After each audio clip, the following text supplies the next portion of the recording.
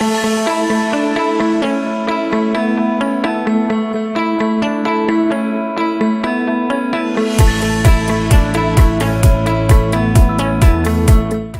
avons réalisé une deuxième enquête cette année, dont voici les résultats.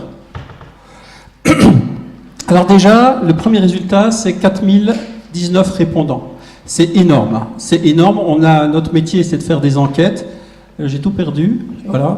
Et notre métier, c'est de faire des enquêtes. On ne fait jamais d'enquêtes dans un pays sur 4000 répondants. On peut faire des enquêtes sur 4000 répondants au niveau européen, mais au niveau national, c'est très très rare. Alors, il faut pondérer, puisque ce ne sont pas des cibles homogènes.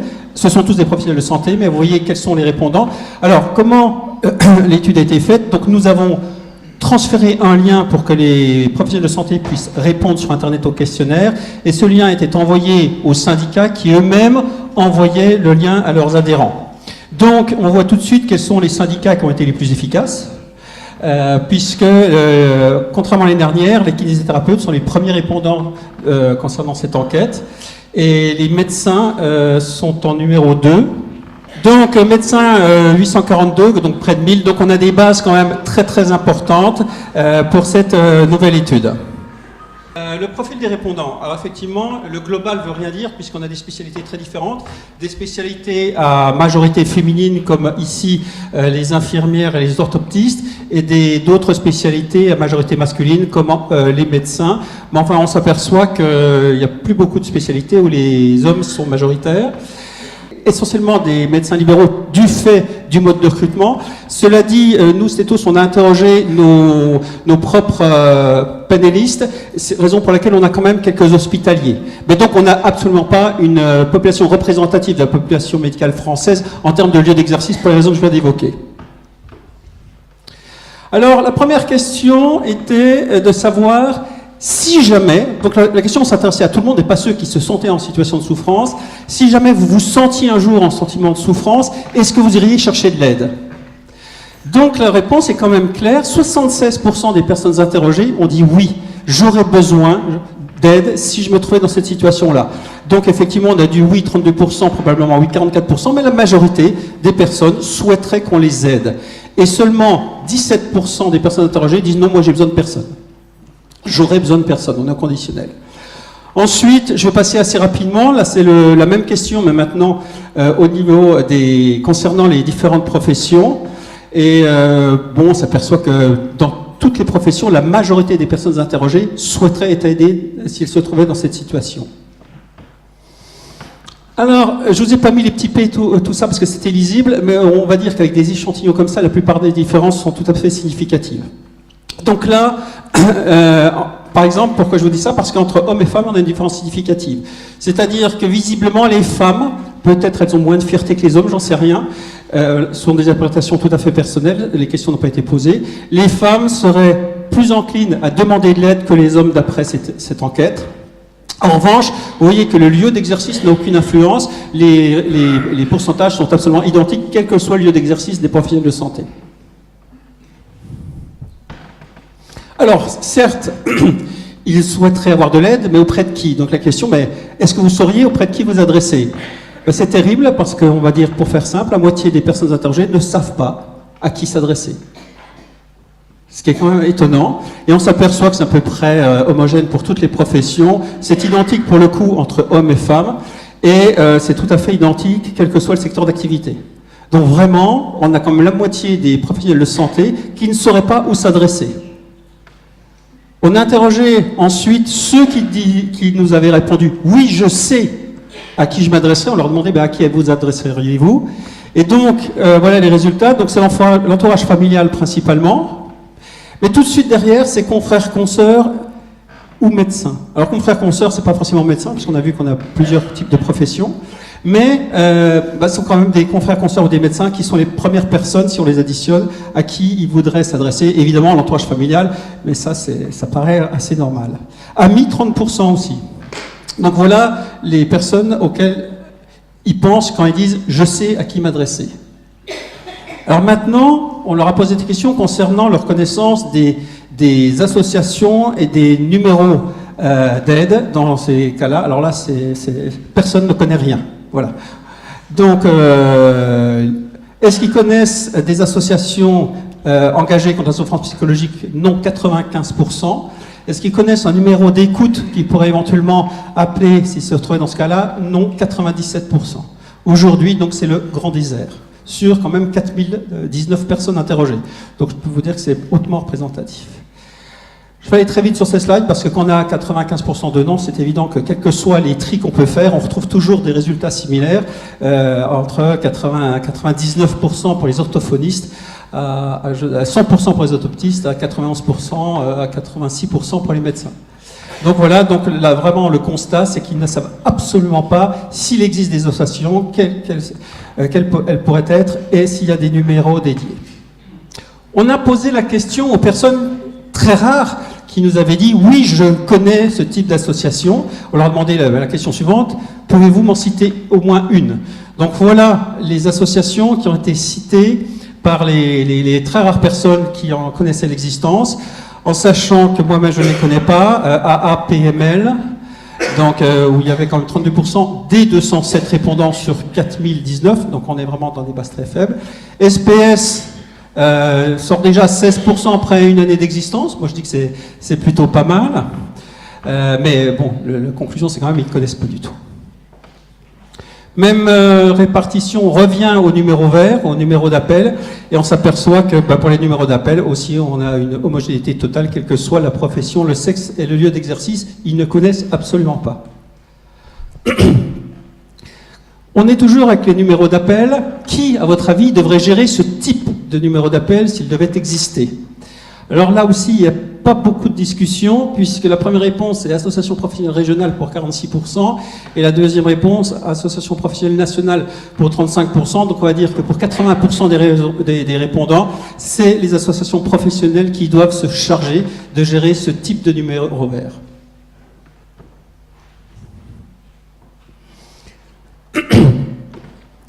Alors, si un tel numéro vert devait exister, quel serait l'interlocuteur?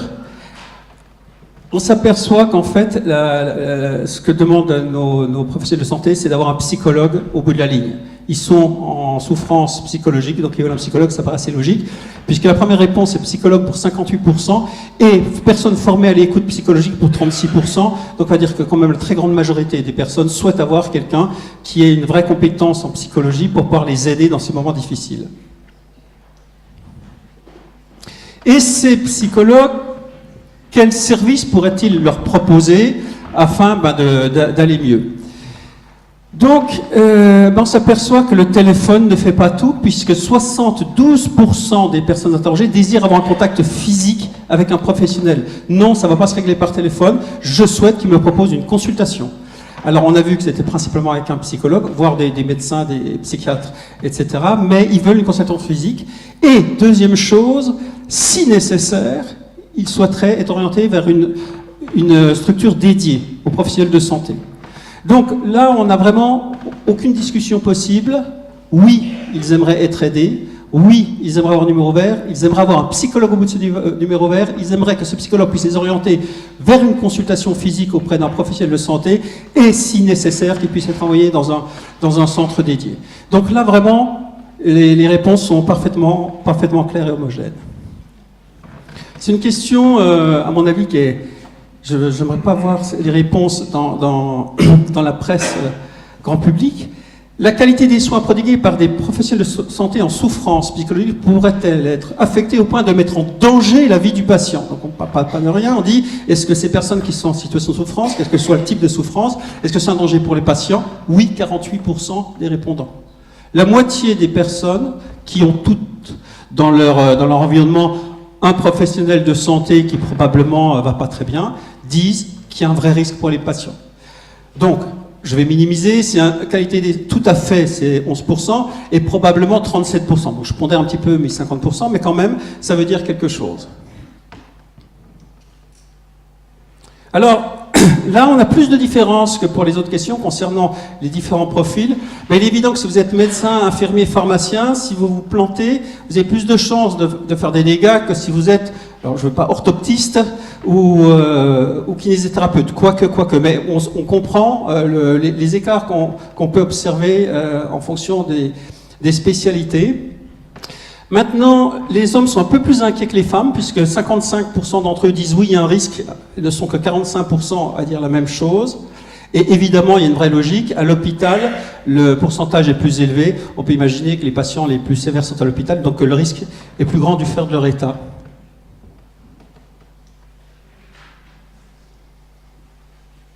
Alors, question très intéressante. On a demandé en début si ces personnes interrogées souhaitaient se faire aider ou pas, s'ils se trouvaient dans cette situation. Là, nous n'avons pas posé la question aux seules personnes qui étaient dans le cas de vouloir se faire aider ou ne pas se faire aider. On a posé la question à toutes les personnes, aux 4019, si vous étiez... non, la question c'était, à votre avis, certains professionnels ne souhaitent pas se faire aider, pour quelles raisons, à votre avis? D'accord? Donc on se projette sur l'autre. Donc, nos 4019 imaginent que ceux qui ne souhaitent pas se faire aider, c'est principalement, première raison, enfin il y a deux raisons principales, c'est pour des problèmes financiers. C'est-à-dire qu'ils n'ont pas le luxe d'arrêter, ils ne peuvent pas se prendre le luxe d'arrêter leur activité, sinon financièrement ça ne passe pas. Et puis la deuxième raison qui est évoquée, c'est effectivement c'est la discrétion. Ils n'ont pas envie qu'on sache qu'ils sont en mauvais état, et donc le fait de consulter, peut-être, c'est un risque en termes de confidentialité.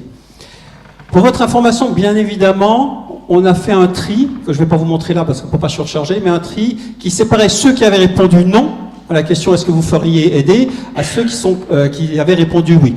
Pour être très clair, les résultats sont tout à fait similaires à un détail près, donc c'est vraiment le résultat à la fois de ceux qui imaginent et qui se projettent et de ceux qui savent qu'ils n'iraient pas consulter. Autre question qu'on a posée, vous, si vous deviez vous arrêter de travailler pour de telles raisons, combien de temps au maximum vous pourriez financièrement vous arrêter de travailler? Donc, je trouve que c'est relativement important puisque la moyenne des répondants nous donne 24 jours. 24 jours, c'est quasiment un mois. 24 jours ouvrés, quoique vous travaillez un peu plus que 24 jours ouvrés par mois, j'imagine. Donc, c'est presque un mois. Alors là, on a certaines disparités. On s'aperçoit que les infirmières sont ceux qui prendraient le plus de jours, alors que les podologues le moins de jours. Alors il y a certainement des explications à ça, mais les questions n'ont pas été posées, donc on n'a pas les raisons de ces différences. Les hommes, visiblement, accepteraient d'arrêter de travailler un peu plus longtemps, ou pourraient se permettre de travailler un peu plus longtemps que les femmes. Et puis, c'est à l'hôpital où la durée d'absence est la plus longue par rapport à ce qu'ils pourraient prendre, par rapport effectivement à ceux qui travaillent en libéral. Là, je pense que l'explication est plus évidente. Autre question qui a été posée à tous ces professionnels de santé, est-ce que vous avez un contrat de prévoyance? Première chose. Donc, contrat de prévoyance, eh bien 74% disent oui, j'en ai un, 19% disent non, puis 7% disent je ne sais pas. À ceux qui ont répondu oui, donc les 74% qui disent avoir un contrat de prévoyance, la question ensuite c'était est-ce que votre contrat de prévoyance prend en charge le manque à gagner?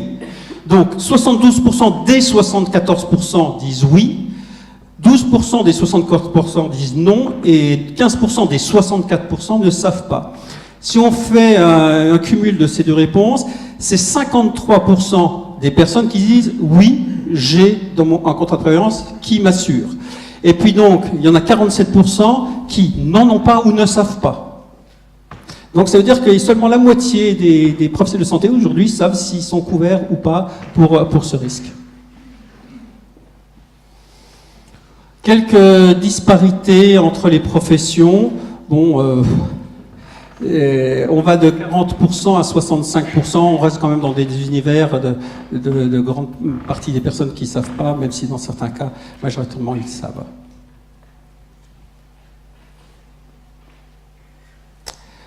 Pour même question entre hommes et femmes, bon, c'est à peu près similaire, 59%, 51%, donc les femmes ont l'air un tout petit peu moins renseignées sur leur contrat que les hommes.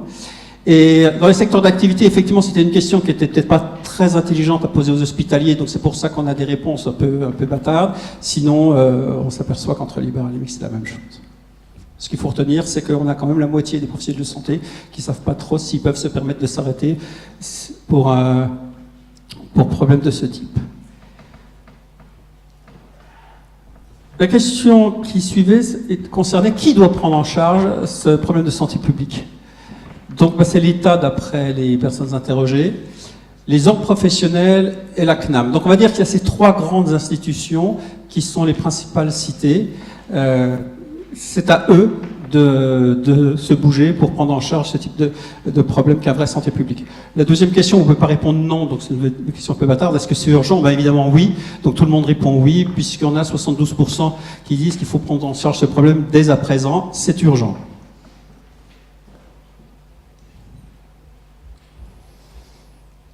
Concernant les actions mises en place, éventuellement mises en place, comment informer au mieux les professionnels de santé? Ben ça y est, on est dans l'heure du numérique définitivement, puisque les deux premières réponses concernent Internet, c'est des emails et c'est un site Internet dédié. Donc, si on veut faire connaître des actions qui sont mises en place, on sait comment faire, c'est par le biais d'Internet. Une question qui est intéressante, est-ce que vous, professionnels de santé, vous seriez prêts à vous investir pour aider vos confrères qui sont en état de souffrance? On a 27% des personnes interrogées qui ont répondu oui, qui sont prêts, et qui sont prêtes à donner de leur temps pour aider des confrères dans la souffrance. 49% réfléchissent encore, ne savent pas, et seulement 24% disent non. Mais le plus intéressant, c'est que 27% qui ont dit « oui, je serais prêt à donner de mon temps pour aider un confrère dans la souffrance », on leur a demandé clairement, donc il y a une association qui s'appelle SPS, est-ce que vous autorisez, nous, Stétos, vous nous autorisez à donner votre nom, votre adresse pour être contacté, pour justement vous enrôler, pour prendre en charge des professionnels en souffrance. 16%, c'est quasiment 85% de ceux qui ont dit oui, je suis prêt à m'engager. 85% d'entre eux, donc 16% de la totalité des 4019 personnes, nous ont donné sur le questionnaire leur nom, adresse, numéro de téléphone et adresse email, afin que SPS les recontacte pour voir dans quelles conditions ces personnes pourraient se rendre utiles pour aider des professionnels de santé en situation difficile. Et, honnêtement, j'ai trouvé ça extraordinaire, parce que là, c'est pas de l'intention. De mettre sur un questionnaire son nom, son adresse, son email, son numéro de téléphone, c'est un engagement, c'est pas une intention. Donc on a 16% des personnes interrogées qui ont eu cet engagement, donc j'ai trouvé ça formidable.